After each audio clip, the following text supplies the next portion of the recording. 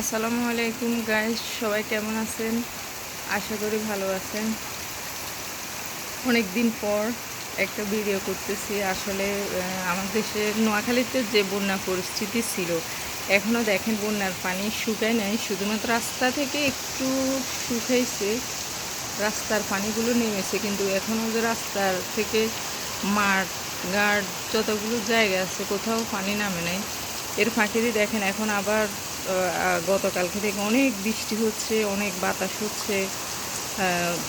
খুবই মানে বৃষ্টি এবং বাতাস দেখেন, প্রচণ্ড বৃষ্টি বাতাস আমাদের নোয়াখালী মেজদিতে। জানি না আর কোথাও হচ্ছে কি না। কালকে বিকেল থেকে গুঁড়ো গুঁড়ো বৃষ্টি শুরু হয়েছে। এরপরে রাতের দিকে প্রচুর বাতাস, রাতে বৃষ্টি হয়েছে, বাতাস হয়েছে। এখনও অনেক বৃষ্টি হচ্ছে, অনেক জোরে বাতাস বয়ে যাচ্ছে। জানি না কোনো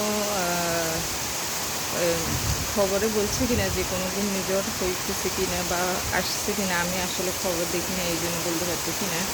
তো সেজন্য বলতেছি, অনেক বৃষ্টি, অনেক বাতাস হইতেছে। আসলে জানি না, নোয়াখালীতে একবার একটা হচ্ছে, একবার একটা হচ্ছে।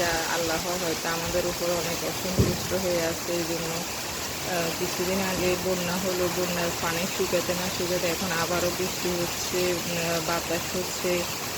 খুবই মানে খারাপ অবস্থা নোয়াখালী। কখনো আমি আসলে দেখি নাই যে নোয়াখালীতে এত বিপদ আসছে। এবার দেখা যাচ্ছে যে অনেক বিপদ হচ্ছে, অনেক বিপদ।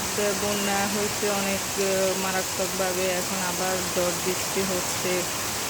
খুবই মানে খারাপ অবস্থা আমাদের জন্য সবাই দোয়া করবেন। আল্লাহ যেন আমাদেরকে নিরাপদে রাখে, ভালো রাখে, সুস্থ রাখে।